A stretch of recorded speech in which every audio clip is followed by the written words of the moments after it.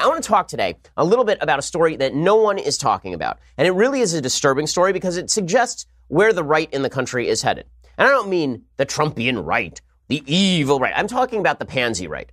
I'm talking about there are folks on the right who will run from any controversy because they are deeply afraid of being miscast as a racist, sexist, bigot, homophobe. As someone who's frequently miscast this way, I got to tell you, the only way to stand up to the social justice mob is to simply stand up to them and say, I'm not those things and you're full of crap. It's the only way to do it. But with that said, there's a story that really went unnoticed this week that is pretty disturbing to me. Here is the story. It's from Oregon Live. It says this. U.S. Senate Majority Leader Mitch McConnell on Thursday suddenly announced the withdrawal of Oregon federal prosecutor Ryan Bounds' controversial nomination for a vacancy on the 9th U.S. Circuit Court of Appeals. The 9th Circuit Court of Appeals is the most liberal circuit court of appeals in the country, and this replacement was for a pretty conservative judge on the 9th Circuit Court of Appeals. The move came about 45 minutes after a Senate vote had been scheduled to confirm Bounds. McConnell offered no explanation, but Oregon senators later said it became apparent the Republicans didn't have the vote. So what did this judge do that prevented his nomination to the 9th Circuit Court of Appeals? He's 44 years old, and he had an opportunity to be sitting on this court for a very, very long time. So what did he do that was just so terrible that Republicans could not support him? Well, according to Oregon Live, he hadn't disclosed inflammatory college writings about sexual assault, the rights of workers, people of color, and the LGBTQ community to the Oregon committee when questioned about his thoughts on diversity or if there was anything embarrassing from his past. Perhaps because he's 44 and he wrote this crap when he was 18 or 19. In a second, we're going to go through those writings, and we'll try to determine what, if anything, that he said is so offensive that literally 25 years later, he should not be allowed to sit on one of the nation's courts. So according to my sources in the Judiciary Committee, as well as this open report from Oregon Live, Senator Tim Scott of South Carolina, who's normally a really good senator, the Republican caucus's lone black senator, appears to have been a pivotal no vote. In a statement, Scott said he couldn't support Bounds if his name went to a vote Thursday after meeting with him. He said, after talking with the nominee last night and meeting with him today, I had unanswered questions that led to me being unable to support him. So does Scott actually believe that this nominee was a racist? Does this mean that he was a racist? So according to the reports, Merkley said he had heard that Bounds would be defeated by about 70 votes, including the 49 Democratic senators, if his nomination had been put to a vote. Why exactly was he shut off? Now let's look at the text of what he said all the way back when he was at Stanford University in 1995 when he was 19 years old. So here are some of the excerpts that were cited by the Alliance for Justice, which is a far-left group attempting to get this guy to prevent him from sitting on a court. Again, this is written 25 years ago, and this is the stuff that prevented a guy from sitting on a federal court because Republicans were too pansy to actually just confirm the guy. So here's what he wrote. During my years in our multicultural Garden of Eden, again, this is 1995 at Stanford, I've often marveled at the odd strategies that some of the more strident racial factions of the student body employ in their attempts to heighten consciousness, build tolerance, promote diversity, and otherwise convince us to partake of that fruit which promises to open our eyes to a PC version of the knowledge of good and evil. I am mystified because these tactics seem always to contribute more to restricting consciousness, aggravating intolerance, and pigeonholing cultural identities than many a Nazi bookmarking. That's bad? I'm confused. That's true. Okay, that part's actually true. Multiculturalism on campus is a way for people to pigeonhole each other into various racial categories and then to shut down free thought. So that's not wrong. Even if you think it's mildly overstated, you're going to keep them off a court for that? How about this one? I submit that the multiculturalistas, when they divide up by race for their feel-good ethnic hoedowns, engage in nearly all of the fundamental behaviors of groupthink. Because they do. Okay, I've been on college campuses. This is what happens. It is groupthink. Okay, if a black person is an individualist and a thoroughgoing capitalist who eschews victimhood status and its concomitant entitlements, race thinkers are quick to brand him, and Bounds then listed out derogatory terms that are often used, including sellout. Again, I'm confused. This is why Republicans wouldn't vote for this guy, for the 9th Circuit Court of Appeals, because he said true things about multiculturalism. He said the existence of ethnic organizations is no inevitable prerequisite to maintaining a diverse community. White students, after all, seem to be doing all right without an Aryan student union. Again, he's making the case against an Aryan student union. That's not a case in favor of an Aryan student union. He's saying that when you divide people up by ethnicity, what you are actually doing on college campuses is preventing everybody from seeing each other as equals and as Americans. Again, true. Okay, so none of those things should rule this guy off the court. What else? Well, he said there's nothing really inherently wrong with the university failing to punish an alleged rapist regardless his guilt in the absence of adequate certainty. There's nothing the university can do to objectively ensure that the rapist does not strike again. So the case that he was making in this particular argument is not in favor of rapists. He was saying that the university is not responsible for jailing people. The police are responsible for jailing people. And that if somebody alleges rape on a college campus, we shouldn't have these sort of campus witch hunts where people are immediately deemed guilty and then tossed out of school.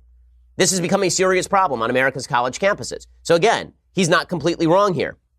He says, expelling students is probably not going to contribute a great deal toward a rape victim's recovery. There's no more imperative to risk egregious error in doing so. Again, the case that he's making here is the same. He is essentially saying that throwing people off of campus in the absence of an actual court trial that would land them in jail is going to be a serious problem. You're going to have kangaroo courts determining whether people are guilty or not based on lack of evidence. And you have had this happen, right? Mattress Girl over at NYU, or Columbia rather.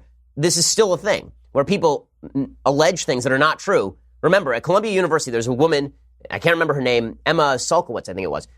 She called herself Mattress Girl because she would go around campus carrying a mattress alleging that she had been raped by a foreign student. And it turns out that he had texts that proved that she was not actually raped.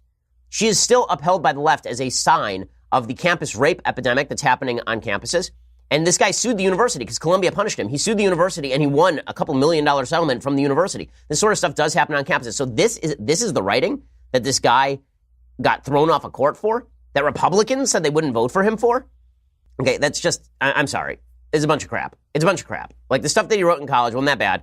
Even if you think it was that bad, it was back in college. And unless you have anything to show me from the last 25 years demonstrating the guy's a secret member of the KKK, I'm going to go, this is idiotic. This is idiotic. It's idiotic. People do change from the time they're 17 years old. I should know. I was writing a syndicated column when I was 17 years old. Do I stand by everything I ever wrote when I was 17? No, because I'd be an idiot if I did. If you've changed no opinions you ever held since you were 17 years old, it's because you haven't been doing any thinking. So there's that element of this. We have to, let's go through his college writings and determine whether he's secretly a segregationist. And then it turns out the stuff this guy wrote wasn't even that bad. The stuff this guy wrote is largely true. And he's kicked off a court for that. Now, what's hilarious about this is that the left does not have the same sense of composure. The left does not have this same sense that we have to be above the fray when it comes to these political battles. The left is not cowardly this way. There are leftists who are members of Occupy during college who will sit on our nation's federal courts. And the left worships at the altar of people who are actual legitimate terrorists. Like people like Assad Shakur. Like they're actual people who are alleged terrorists that the left tries to uphold. Mumaya Abu Jamal, who shot a cop. And we are told that the left is going to heroize those people. William Ayers is a professor at a major university after being a legitimate domestic terrorist during the 1970s, and so is his wife, Bernadine Dorn. Okay, all of this stuff, according to the left, is totally fine. It's totally fine. The left is never shy about this stuff. And I promise you, all the people who are writing extreme stuff today in their student newspapers about how Donald Trump is the worst person in the world, all those people will be sitting on federal courts in 30 years. Mark my words. And no one on the left will care. It is only the right that is so shy about its own viewpoint with regard to multiculturalism that they run away when something as mild as these writings from a prospective judge come up. Bounds apologized before the Judiciary Committee for his often high-handed and overheated tone of his Stanford commentary about campus politics. He says the intentions behind those articles were always to see greater tolerance and mutual understanding on campus. That was always my aim. The Judiciary Committee voted 11-10 in June along party lines to forward Bounds' nomination to the Senate floor. Democrats blasted their Republican colleagues and President Trump's administration for trying to pack courts with extremist judges. Ron Wyden, who's a socialist idiot, accused Bounds of misrepresenting and covering up disturbing, intolerant writings from his past. It's not a cover-up, and they're not disturbing, and they're not intolerant. It's absurd. So I don't blame Democrats for doing this. They don't want a conservative sitting on the court. Shocker. They don't want somebody who's going to interpret the Constitution according to its original meaning sitting on the court. Shocker. What I am embarrassed by, really embarrassed by, is the Republicans, including senators that I like. I like Tim Scott. I'm embarrassed by senators in the Republican Party who will not stand by a prospective judicial nominee because they are, quote unquote, embarrassed by some of the things that person said back when they were 19 years old at Stanford University, things that are objectively non-embarrassing. It demonstrates the level to which all of these Republicans have been bullied and cowed. It demonstrates how fast they run for the hills. And here's the thing. They think this is going to buy them some sort of love from the left. They think that the left is going to somehow treat them nicely. Doesn't work that way. John McCain was treated really nicely by the left up until the point where he ran for president. And in 2008, he became a racist, sexist, bigot, homophobe. Mitt Romney was supposed to be a favorite of the left up until the point when he ran against Barack Obama, at which point he became a guy who wanted to put black people back in chains, strap dogs to the top of his car, and hated women. Okay, all you people in the Republican Party, including you, Senator Scott, if you think you're going to get off easy with the left by shutting down the nomination of people like this guy Bounds, you are out of your mind. They will come after you just as hard and twice as badly because they know that you can be cowed. This sort of stuff has got to stop on the part of Republicans. It really has to end.